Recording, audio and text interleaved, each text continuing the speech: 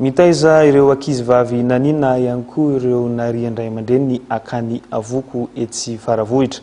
Tamin'ity androany ity ary dia niverina nisokatra indray ity akany ity. Fanampanazavana avy hatrany. Niverina nisokatra androany ny akany avoko etsy Faravohitra izay mitaiza ireo ankizivavy nany na koa nary indray aman-dreniny. 2 taona sy tapany no kely indrindra ary 17 taona ny lehibe indrindra amin'izy ireo. Raha ny adalana lehibe indrindra dia ny fifohana zava-mahadomelina. Mitaiza sy manabe ireto ankizivavy no ataony akany avoko ary mahay teny izy ireo ankehitriny. Miverina amin'ny fanampiana izay ataon'ireo malala-tanana sy fikambanana tsy miankina sasantsasany.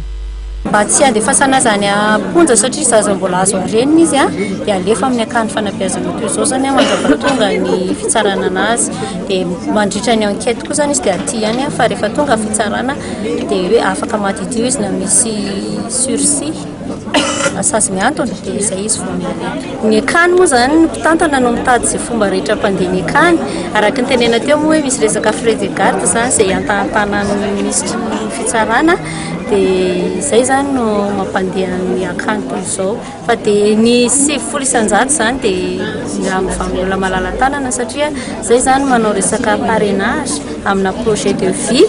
Dia projet de vie zany manomboka ato izy mandra-pivoakany dia na any tanànany ary izy ka hitanay mbola tokony tohizana fanampiana anazy dia tohizana foana teo.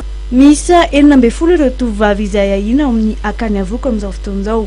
Nangataka fanampiana sy fiahina avy amin'ny ministera amin'ny fitsarana ireto farany. Eo ireo zaza nany izay nisedra olana ny mpisarany zaza tsy ampy taona no mandefa ireo ankizy eny an-toerana. Misy ireo mampandreny